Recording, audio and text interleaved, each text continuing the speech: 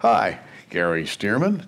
It is Wednesday, the 10th of February, and I want to go back to our last report, our commentary for Monday, February 8th. And you may recall we spent quite a bit of time detailing the battle in northern Syria around Aleppo that involves Russia, Iran, and Bashar al-Assad of Syria. They are trying to secure Syria for the next phase of a war, which I believe will move toward Israel, toward the south, down toward Israel and Jordan.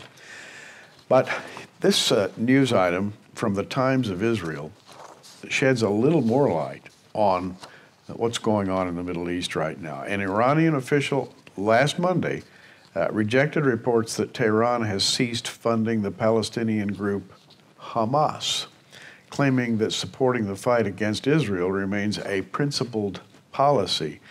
The official news agency called Tasnim in Iran reported this. Now, what's going on here? You have Iran teaming up in a very big way with Bashar al-Assad and with Vladimir Putin. And the bombing is going on 24/7, even as we speak, in northern Syria. At the same time, the Iranians are making a public announcement, and this very shortly after the United States agreement with Iran concerning nuclear weapons. The Iranians are going out of their way to announce that they have plans to wipe out Israel, and they're going to help Hamas to do so. Hamas being located in Gaza. You recall all the rockets being fired, all the tunnels being dug out of Gaza into Israel. Speaking at his weekly press conference in Tehran, Iranian Foreign Ministry spokesman Hossein Jabari Ansari rejected media reports that funding for the Gaza-based group ceased in 2009. Ansari said that, quote, supporting Palestinian resistance movements is part of Iran's foreign policy.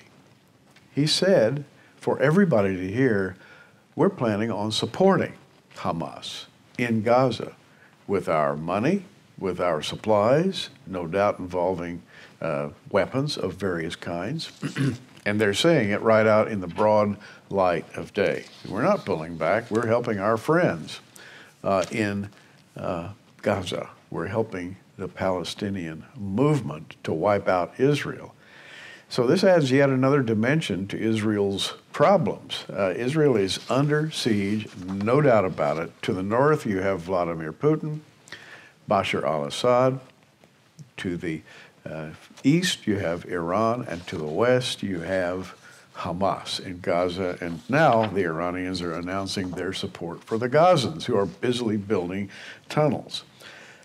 And I want to read this again. Ansari, who's from the foreign ministry in Iran, said that supporting Palestinian resistance movements is a part of Iran's foreign policy. And by the way, they've made this public through the so-called Republic News Agency of Iran. He called the Palestinian issue pivotal and basic for Muslims. In other words, they consider this a top-drawer important issue. Listen carefully now. Ansari's comments contradict a phone conversation recently published by London-based daily Al-Sharq al-Asawi, in which senior Hamas official Musaba Abu Masark is heard to say, we haven't gotten anything from them since 2009, and everything the Iranians are saying is a lie. Hamas Politburo chief Khaled Mashal has been reluctant to accept a recent offer for renewed financial aid from Shiite Iran, fearing that the group would lose its support among Sunni Arab states. Tehran's offer, made on the condition that Hamas officially declare its allegiance to Iran and act as mediator to improve ties between the Islamic Republic and the Sunni states, such as, for example, Sudan, was ultimately rejected. What do we have here in simple language? Well, here is what we have. We have a blatant public announcement by the Iranians that the little Satan, as they call Israel, is about to be under siege directly from Iran, which is going to throw its support behind Hamas. I think this is a very, very big development. Biblically, where are we? I always go back to Ezekiel 38, in which we have an alliance of nations invading Israel from the north. And you've all read it. We've all read it dozens of times. Ezekiel 38 talks about Gog, the land of Magog, invading Israel from the north. And God says that at a particular time, he's going to draw Gog into the battle. And with Gog will be an alliance of powers: Persia, Ethiopia, Libya, all of them armed to the teeth, according to Ezekiel. What's Persia? It is today's Iran. Persia is right at the top of the list of those who are going to invade Israel. What do we have today as we speak? We have a war going on to Israel's north, up in Syria, in which the Russians are bombing Aleppo. They're being helped by the Iranians, and they are doing all this in league with Bashar al-Assad of Syria.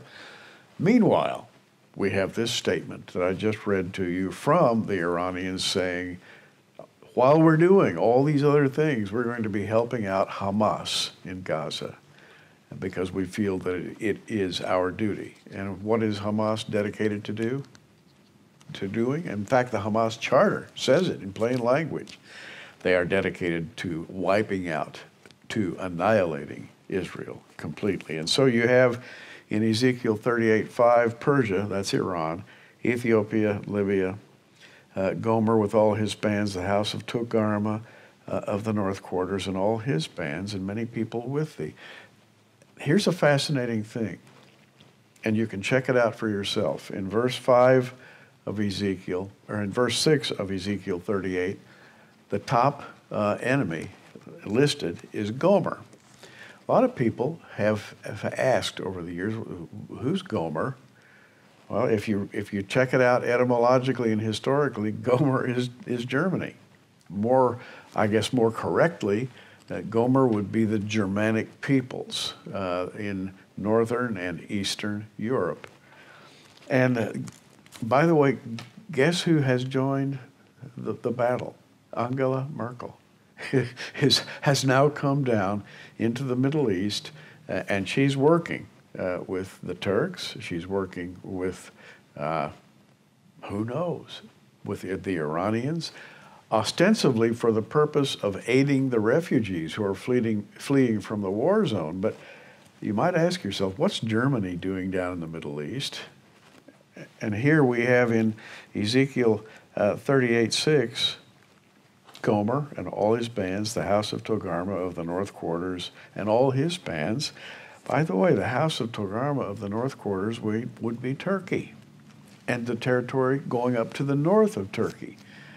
My point in all this is that we're literally looking at a hazy pattern that every day grows just a little clearer.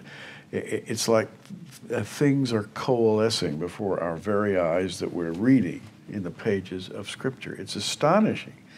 Persia, Ethiopia, Libya, this would be the forces of North Africa. Well, you go down to the Sudan today, go to Libya today, go to Turkey today, and then go up toward Germany today. And you have a coalescing of enemies. The exact array of enemies described by Ezekiel. Are we there yet? We're close. We must be close, because I don't see this thing evaporating very soon. Verse 6 says, Gomer and all his bands, the house of Togarmah of the north quarters with all his bands, many people with thee. Be thou prepared and prepare for thyself, thou and all the company that are assembled unto thee, and be thou a guard unto them. Finally, in verse 8, after many days thou shalt be visited. In the latter years thou shalt come into the land that is brought back from the sword. Brought back from the sword. I think that's the sword of Islam that's being discussed. I really and truly do. And everywhere we read in the Bible and Bible prophecy, Israel comes out on top in its continual battle against the sword. Well, we're going to be watching. I hope you watch too, because this thing is coming together in an amazing way. I'm Gary Stearman. Have a great day in the Lord. We'll be talking to you very soon. Thanks for joining us on Prophecy Watchers. You can find us on the web at prophecywatchers.com, where you can sign up for our free email newsletter, or follow us at facebook.com/prophecywatchers. In the meantime, keep watching, everybody, and we'll see you soon.